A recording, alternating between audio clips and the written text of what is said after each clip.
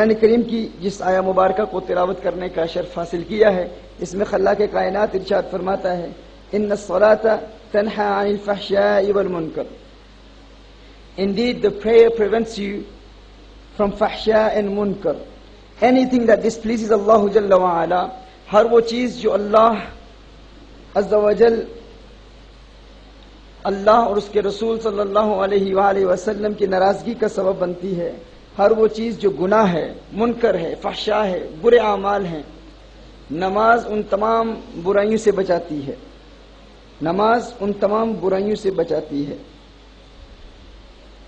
اب سوال یہ پیدا ہوتا ہے کہ ہمارے احباب کہتے ہیں ہم ایک مدت سے نماز پڑھ رہے ہیں. بے شمار ایسے لوگ ہیں جو ایک عرصے سے نمازیں ادا کر رہے ہیں، وہ کہتے ہیں ہماری نماز ہمیں کیوں نہیں بچاتی، ہم بھی تو نماز پڑھ رہے ہیں. ہم بے شمار ایسے لوگوں کو جانتے ہیں، ایسے بزرگوں کو جانتے ہیں جو نماز ادا کرتے ہیں لیکن پھر بھی گناہ کر رہے ہیں. نماز ادا کرتے ہیں لیکن وہ آنکھوں سے گناہوں کا ارتکاب کر رہے ہیں، زبان سے گناہ کر رہے ہیں، کانوں سے گناہ کر رہے ہیں، ہاتھوں سے گناہ کر رہے ہیں. آخر کیا وجہ ہے؟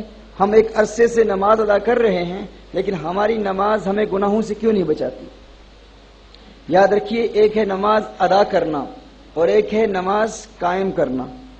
نماز ادا کرنا اور نماز قائم کرنا، ان دونوں میں بہت بڑا فرق ہے.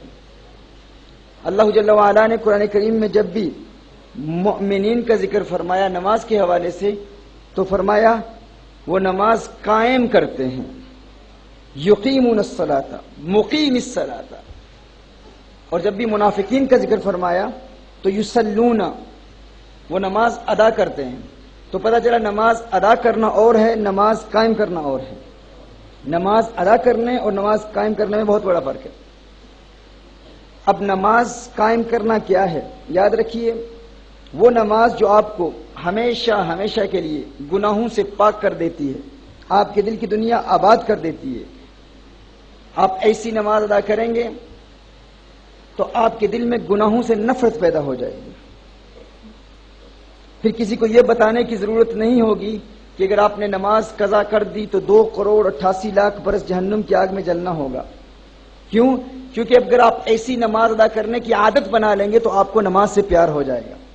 آج جو پریکٹیکل میتھڈ آپ کو میں ابھی بتاؤں گا آج کی اس محفل میں، وہ ایسا میتھڈ ہے نماز میں کنسنٹریشن حاصل کرنے کا، نماز میں خشوع و خضوع حاصل کرنے کا. ایسا پریکٹیکل میتھڈ ہے، اگر آپ اس پر عمل کر لیں گے تو آپ الارم کلاک سے بھی مستغنی ہو جائیں گے. فجر کے وقت یہ گلہ نہیں ہوگا کہ میرے پاس الارم کلاک نہیں ہے، یا الارم کلاک کا الارم بج رہا تھا لیکن مجھے الارم کلاک نے نیند سے بیدار نہیں کیا. نہیں، الارم کلاک کی ضرورت ہی نہیں ہوگی. ایک لاشعوری قوت خود آ کر آپ کو نماز کے لیے جگا دے گی. آپ کو نماز کی بھوک لگے گی، نماز کی پیاس لگے گی. جس طرح بغیر کھانا کھائے ہمیں نیند نہیں آتی، اگر ہم نے کھانا نہیں کھایا ہو، اگر پیاس لگی ہو تو ہمیں پانی کی طلب ہوتی ہے. ہم سوتے نہیں اس وقت تک جب تک پانی نہ پی لیں. اسی طرح اگر آپ ان چند نکات پر عمل کر لیں گے تو آپ کو ہر روز نماز کی بھوک لگے گی، درد محسوس ہوگا، نماز کے بغیر گزارا نہیں ہوگا. 2 وقت روٹی نہ کھائیں تو گزارا نہیں ہے، تکلیف محسوس ہوتی ہے. اگر آپ ان چند نسخوں پر عمل کر لیں گے جو ابھی آپ کی بارگاہ میں پیش کروں گا انشاءاللہ، تو ہر روز آپ کو نماز کی 5 وقت بھوک لگے گی، پیاس محسوس ہوگی. نماز کے بغیر نیند نہیں آئے گی، کام میں دل نہیں لگے گا. وہ کون سے پریکٹیکل میتھڈز ہیں وہ بھی آپ کی بارگاہ میں انشاءاللہ تعالی عرض کروں گا. اور اس پر آج پوری دنیا میں تحریک کنز الہدیٰ کے منہج پر عمل کرنے والے ہزاروں نوجوان، ہزاروں بزرگ پوری دنیا میں اس پر عمل کر رہے ہیں اور اس کے ثمرات دیکھ رہے ہیں کہ الحمدللہ انہیں نماز سے پیار ہو چکا ہے، نماز سے محبت ہو چکی ہے، اور ایسا پیار کہ نماز قضا نہیں ہوتی. نماز قائم کرنا کیا ہے؟ یاد رکھیے، ہر عبادت کی ایک فزیکل فارم ہے اور ایک اسپرچل فارم ہے. Every act of worship divides into 2 types, the physical form and the spiritual form, the body of the prayer and the ruh of the prayer. ہر عبادت کا ایک جسم ہے اور ایک روح ہے. اسی طرح نماز کا بھی ایک جسم ہے اور نماز کی بھی ایک روح ہے. نماز کا جسم کیا ہے؟ نماز کا جسم یہ ہے کہ آپ سب سے پہلے تجوید کے احکام کسی ماہر قاری سے سیکھیں اور تجوید کے احکام کے مطابق نماز ادا کریں، تو نماز کے جسم کی یہ پہلی جز ہے، تجوید کا سیکھنا۔ دوسرا، رسالت مآب صلی اللہ علیہ وآلہ وسلم کی سنت کے مطابق فقہی مسائل سیکھ کر نماز ادا کرنا، کسی عالم دین سے فقہی مسائل سیکھ کر سنت کے مطابق نماز ادا کرنا، یہ نماز کا جسم ہے۔ تو نماز کا جسم کیا ہے؟ نماز کی باڈی کیا ہے؟ تجوید کے احکام کے مطابق نماز میں جو قراءت ہے، جو ریسائٹیشن ہے، وہ تجوید کے احکام کے مطابق ہو، یہ نماز کا جسم ہے، یہ ایک حصہ ہے۔ دوسرا حصہ کیا ہے؟ فقہی مسائل کا سیکھنا، اور یہ آسان ہے، یہ مشکل نہیں ہے، یہ بہت آسان ہے۔ اب نماز کی روح کیا ہے؟ نماز کی روح یہ ہے کہ ابتدائی نماز سے لے کر، نماز کے آغاز سے لے کر نماز کے آخر تک اپنے دل کو دنیا کے خیالات سے پاک رکھنا، یہ نماز کی روح ہے۔ جب آپ نماز ادا کر رہے ہوں تو اب دنیا کے متعلق نہ سوچیں، اپنے دل کو دنیا کے خیالات سے پاک رکھنا، یہ نماز کی روح ہے۔ تو نماز کا ایک جسم ہے اور ایک نماز کی روح ہے۔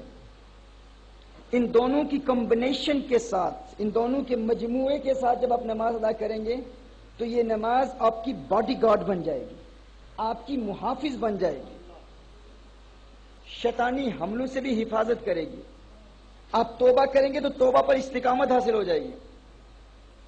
نہ صرف شیطانی حملے، آپ کے دشمنوں کے حملوں کا بھی مقابلہ نماز کرے گی۔ آپ ایسی نماز ادا کریں گے تو آپ کو کسی تعویذ کی بھی ضرورت نہیں ہوگی، یہ نماز خود آپ کا تعویذ بن جائے گی۔ یہ نماز خود ایک ایسا ورد اور ایک ایسا وظیفہ بن جائے گی کہ آپ کی فزیکل اینیمیز سے بھی یہ نماز مقابلہ کرے گی۔ شرط یہ ہے کہ نماز کو اس کے جسم اور اس کی روح کے مجموعے کے ساتھ ادا کرنا۔ جسم کیا ہے؟ شریعت مطہرہ کے احکام کے مطابق نماز ادا کرنا، تجوید اور فقہ۔ روح کیا ہے؟ مکمل یکسوئی کے ساتھ نماز ادا کرنا، مکمل خشوع و خضوع کے ساتھ نماز ادا کرنا۔ جب آپ ایسی نماز ادا کریں گے تو یہ نماز آپ کی محافظ بن جائے گی۔ اب کچھ لوگ کہتے ہیں، لوگوں کے ذہن میں یہ خیال پیدا ہوتا ہے، بھائی فلاں صاحب ایک مدت سے نماز ادا کر رہے ہیں، ان کی نماز انہیں گناہوں سے کیوں نہیں بچاتی؟ کچھ لوگ کہتے ہیں کہ ہمارے بزرگ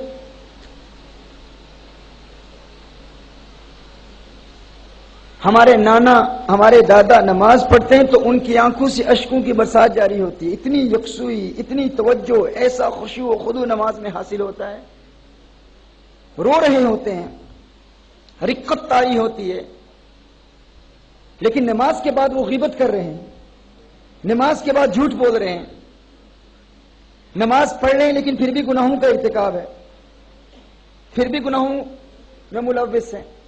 ان کی نماز انہیں گناہوں سے کیوں نہیں بچاتی؟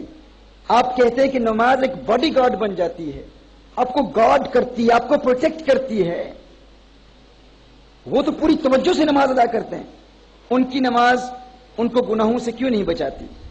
اچھا، وہ یہ بھی گلہ کرتے ہیں فلاں شخص نے مجھ پر جادو کر دیا، فلاں نے تعویذ کر دیے،